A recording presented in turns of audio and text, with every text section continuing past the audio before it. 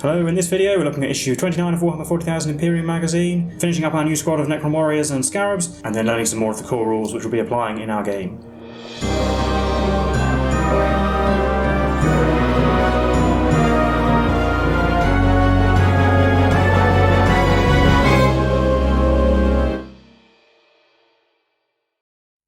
Hello, I'm Will, this is Mike, we're the Tabletop Donkeys. Hello. And today we're bringing you issue 29 of Warhammer 40,000 Imperium magazine. With this issue we got the second sprue, allowing us to finish our 10 new Necron warriors and 3 bases of Canoptek Scarabs. If you'd like to see the Scarabs on the battlefield, you can skip ahead to the battle report using the timecode in the description or the chapter bars, but we'll have a look through the issue before that. First up we have some background on the planet Mars, the home world, if you like, of the Adeptus Mechanicus. It's the first and the holiest of their forge worlds, and it has a preeminence across the galaxy. And you can see a tech priest from Mars there, a bit about their sigil, and some of the fighting forces they can command. Then we have some information on Gene Stealer cults, another sort of in-universe report here. These are founded by Gene Stealers, which are a Tyranid vanguard organism. They implant a human with their seed, which then creates a cult of Gene Stealer human hybrids that will eventually rise up to try and take control of the world. There's a few of the different kinds of hybrids there, which all resemble Gene Stealers to a greater or lesser extent. There's also a bit about some of their specialty organisms and their leaders. Then we learn about Space Marines fire support units. These are some of the most heavily armed of the Space Marine forces. They provide covering fire or heavy firepower where required on the battlefield. See Eradicator there. These are armoured in heavy Gravis armour and they have short-range anti-tank weapons called melter rifles. Over the page you also learn about Hellblaster squads who have versatile and powerful plasma weapons, Eliminator squads who are expert marksmen, and Aggressor squads who we've seen in our collection already are heavily armoured, short-range fire superiority units. Then we have a short story about the Blood Angels Space Marines chapter fighting the Tyranids. Now their captain calls for the elimination of the Tyranid leader beasts to try and break the psychic control that they exert over the swarm. Then we have the painting guide for the new Necron warriors. This starts off exactly the same as the ones we've already had, and it goes on much the same as for the previous load of Necrons, but applies more colours that we've received since Canoptek Alloy and Agrax Earthshade and Nuln Oil. And the final gallery there also notes that you should make sure you've gone back over all the Necron warriors and Scarabs in your collection to make sure they're all brought up to this standard. But we also have a fold-out insert concerning the battle for Amonthet II, a planet that was highly sought after by the Adeptus Mechanicus after they discovered the value of Blackstone or Noctilith, which we learned about in a previous issue. But unfortunately the Necrons also wanted control of it for their own nefarious purposes. There's some Necrons from the Saltec dynasty on the left there, and the Adeptus Mechanicus Tech Priest Dominus. And there's also an Armiger Knight there, which is a small class of piloted warsuit. And on the other side there's a bit more about Blackstone itself and what the Adeptus Mechanicus discovered on the planet, and the full-page box art from the Forgebane box set, for which this is the story arc. But that's it for the contents of this issue, so now I'll hand you over to Mike so we can look at some more of the core rules and get to our game.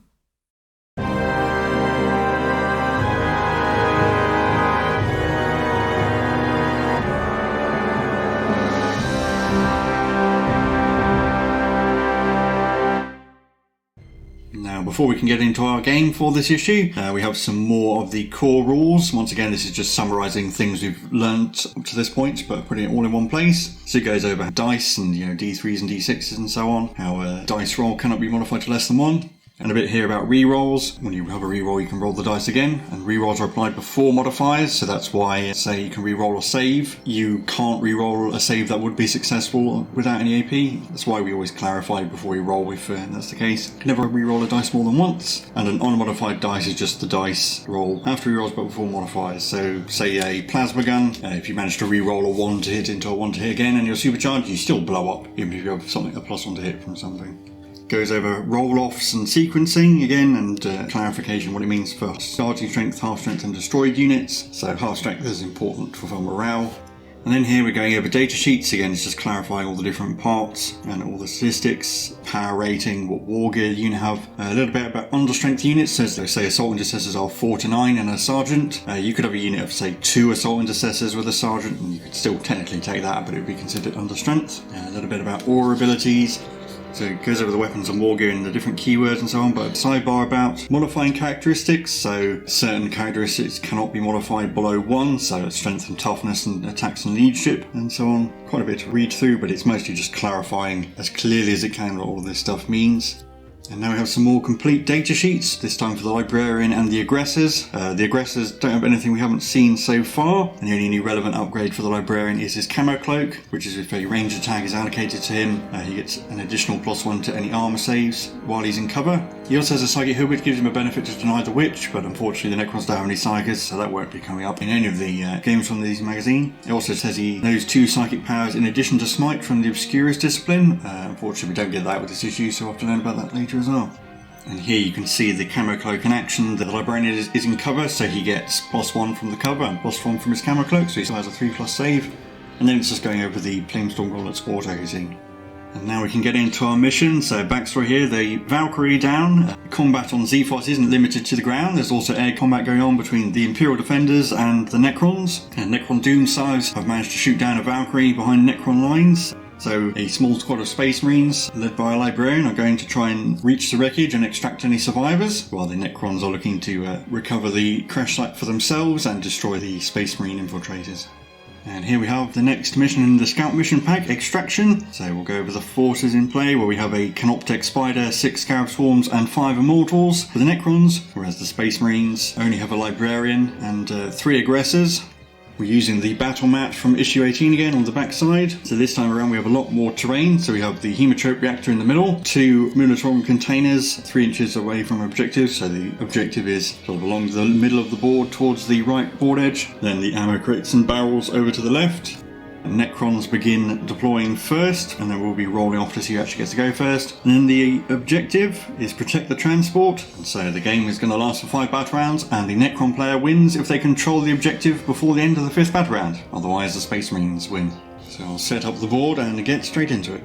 And now we've finished deployment and setting up the battlefield. I'll just quickly go over the terrain. So we have the Munitron containers, the Hemotrope Reactor and the barrels and crates. So they're all obstacles. They all provide light cover. The barrels and crates and Munitron containers have exposed positions, so you don't get cover if you're on top of them. Containers are scalable, so you can climb up them. The barrels and crates are just an inch tall, so it doesn't matter. And the Hemotrope Reactor has unstable position, so you can't stand on top of it. It is also inspiring for Imperial units. Don't think that's going to be relevant in this game though. And then deployment. The Necrons begin deployment, so we'll go over them first. So as you see it from left to right, we've got the 6 Canoptek Scarab unit, the Canoptek Spider in the middle, and then the Immortals out on the flank. And for my deployment, I have the Librarian over on the left at the top of the board, behind the container so the Immortals can't see him, and then the Aggressors are further down, closer to the objective. And we'll be rolling off to see who gets to choose who goes first. There's a tie, so we re-roll. I won this time. And I think I'm going to make the Space Marines go first. Okay, so head into Space Marines turn 1. My movement's very simple. Both my units are just going to move up to the containers and hide behind them. And the Librarian could have advanced and ran out into the open so he could smite the Immortals, but he'd probably just get cut to ribbons by them then. And even if he were in range to smite anything, he can't see anything, so no psychic powers and no shooting because everything's out of range. And that's my turn, so on to Necron's turn 1. Oh, nothing to do in my command phase. In the movement phase, the Scarabs just move normally. They can get to there, which brings them probably into the cover of the Hemotrope Reactor because they're so small it's actually quite hard to see them over the top of it. And the Canoptek Spider follow them up, it just moves normally so it can shoot. And the Immortals moved out to the side where they can all see an aggressor. So that brings us on to the shooting phase. I'll start with the Canoptek Spider. It can see the Aggressor Sergeant around the corner of the box there. It has 12 shots with its 2 particle beamers, hitting on 4s, 6 hits.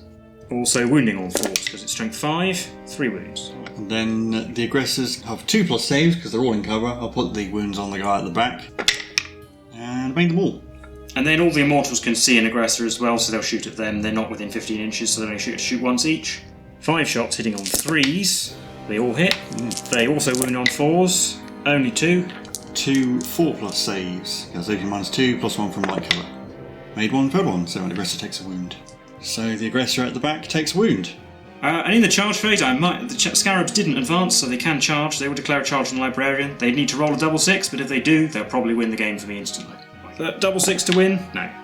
And with that failed charge, that's the end of the Necron turn. On to Space Marines turn 2.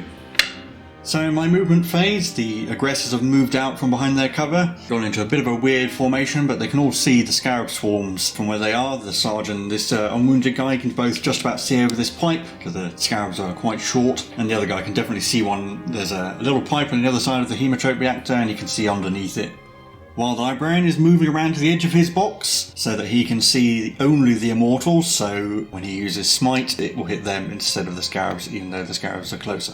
And now we're into the psychic phase where the librarian will try to manifest smite. So he needs to roll a 5, he gets an 8. I can attempt to deny the witch with the gloom prism on the spider though, but I'll need a 9, which I didn't get. So the immortals will take a D3 mortal wounds. 2. And there's no reanimation from that because it's not a shooting or fighting attack. Yep. So we'll just lose those 2 immortals. Then in the shooting phase, the aggressors are the only ones to shoot, and they're going to fire their flamestorm gauntlets at the scarab swarms. So we've got 66 automatic hits on the scarabs. That looks like 26. So 26 hits, wounding on 3s. Some 4 versus 10 plus 3. So that's 21 wounds. I'm going to start by putting hits on these ones at the front because they are within 3 inches of the hematrit reactor, which is an obstacle granting light cover, so they'll get cover bonus against that. If they die, I'll move on to the ones further back. Yeah, so the ones at the front will have a 5 plus save instead of a 6 plus. So I'll do 12 to start with because that's how many wounds 3 scarab bases have on 5s. Made 2 of them, so one of those is left on 2 wounds. Yeah. And then 2 at a time for the remaining one on 5s. No, that one's dead now. And then all the remaining ones are 6 pluses. Made 2, so that's another 5 wounds. So the 3 at the front are all dead, then we'll take away that one, and then this one will take away and go down to 3, and then we can try and do reanimation. 16 dice for reanimations, I need 5 pluses to bring the scarabs back, and we'll have to count those. That's exactly half, which is actually 8, and that's enough to bring back 2 full bases. And I'll bring back 2 bases a bit further away from the aggressors in case they decide to charge. The aggressors might as well charge, because if I don't, another scarab swarm will come back, and then they can just move on to the objective. It's a very difficult decision to make, actually, because if I stay here, the scarabs can advance and easily get onto the objective, but if I charge, they can fall back and get on the objective, but I might be able to kill some of them. I'm going to need a 10 to get in range, so it's pretty unlikely to happen, but we'll see. And actually, I think the aggressors are going to charge both the scarabs and the spider. And the aggressors charge is an 11. So here we go, I guess. Well, there's the result of our charge. Everyone's still just about in coherency, and obviously they get to go first since they charge, and I think piling in, we're going to go like that. And I think we're going to have to put all of our attacks on the scarabs, because as tempting as it is to try and punch the spider to death, basically need to kill all of the scarabs, I think. Otherwise they can just fly over the aggressors and take the objective. So 10 attacks from the aggressors, hitting on 4s. 6 hits, it's not going to be enough to wipe them out. And then wounding on 2s. With no save, so there's 1 fail, so that's 10 wounds. So this one's on 3 wounds, so it takes 2 hits and dies, and then every other 2 hits will kill another one. We'll kill this one, and then this one is down to 2 wounds. But that's my attacks. Do any of them come back? 8 dice. Oh, we get 1 back. And I will bring it back over there. And then I will pick the scarabs to attack, and they'll pile in. 12 attacks, hitting on 4s, 6 is automatic wound. We have an automatic wound, and another 6 hits. Normal hits wounds on 5s. 3 more, with no AP. We've got 4 3 plus saves. Failed 1, so wounded man takes wound. Down to 1, and then the spider gets to go. It has 5 attacks, hitting on 4s. 2 hits.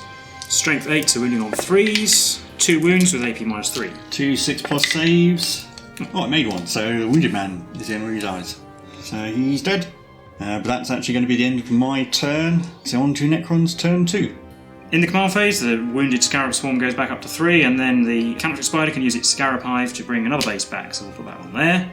And then in my movement phase, all I have to do is fall back with the scarabs, and they get to the objective. And I won't do anything else in my movement phase. I'll leave the spider in melee. We could do the combat phase, but I take control of the objective and would win, so it's kind of irrelevant. I can't do anything about the scarabs, so yeah, that'll be a Necron victory. And we'll recap that game for you now. So that was the game for issue 29 of Warhammer 40,000 Imperium magazine. How did you think that went? Well, obviously it went fine. I think I was pretty lucky with my reanimation rolls, but even allowing for that, I don't really know what you're supposed to do in that mission, because I have a lot more models and wounds than you, and I just have to get more models on the objective at any point so that I can take the objective and win, really. In that situation you were in there, if you did charge, you might be able to kill enough of them, but then there was the risk that would happen. But if you didn't charge, then it gave me the initiative. And yeah, and you only need to stay an inch away. It's only an pitch engagement range. So with the Scarabs' high move and flight and advancing, you can probably position enough of them around the aggressors so that I can't retaliate. I might have been able to get the Librarian into range with Heroic Intervention, but he probably isn't going to kill that many on his own. And by the letter of the rules, it seems as though you win instantly as soon as you hold it. So the rules, at least with the ones we've been given in the magazine, say that you control an objective while you have more models in range of it. And the way the mission is worded suggests that the Necrons just win if they control it at some point before the end of the fifth battle round. So even if you had stayed with your aggressors on the objective, I could probably have charged you with the Scarabs and then won instantly before the fight phase even happened, and you got a chance to strike back just by having more models in range. So I get the feeling they possibly intended it to keep going. It's not they just instantly win, but it's not particularly clear. Maybe they meant to say if they control it at the end of the fifth battle round, which would make more sense, because then there's an incentive for me to at least try and kill all your models. Or at least I get to retaliate. But then again, I imagine if it is like that, it's probably actually quite hard for you, because you have to be a bit more careful. Can't just throw your stuff away willy-nilly. I might have made a mistake with deploying the aggressors like that. It might have been better to just fan them out in front of the objective so you couldn't get easily within 3 inches. But Scarabs can fly and they're not impeded by any of the boxes, and then the aggressors are out in the open and can be shot. And they can charge over the top of models as well, obviously. And they have a lot of wounds as well. Yes, you can't keep them back. You can't kill them very quickly. Yeah, even if my animation hadn't been so good, the spider can bring them back. And it's also quite easy to hide the Scarabs behind the Hemotrope reactor as well, because they're so tiny. In my first turn, I did think about advancing them and getting them right up in the shadow of the Hemotrope reactor, but that would have made the aggressors charge a lot shorter. As it was, you were lucky to roll an 11, but if you'd had to roll a much lower number, I was in more danger of being charged. Although I suppose, having said that, they would have been closer to the objective then, so I could have played the longer game as well by waiting a bit longer, done a bit more shooting. Or even then,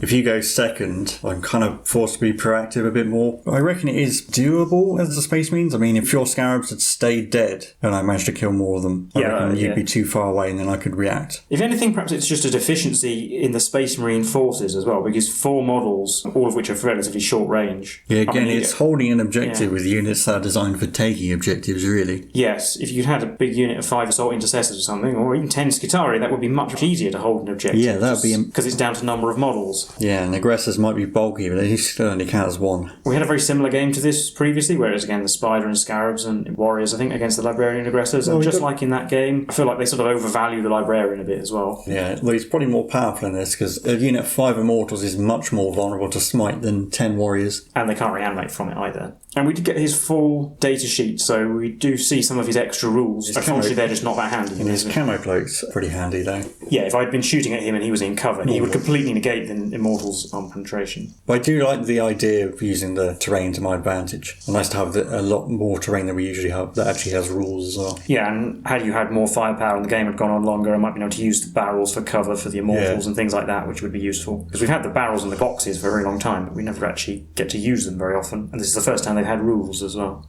So I don't think there's any more to say about this game or this issue. So again, if you like this content, do leave a like and subscribe and leave any comments. And if you played the scenario and you interpreted the objective differently to us, do let us know. Perhaps we did it a little bit wrong. Otherwise, we've been the Tabletop Donkeys, and we'll see you in the next one. Bye for now.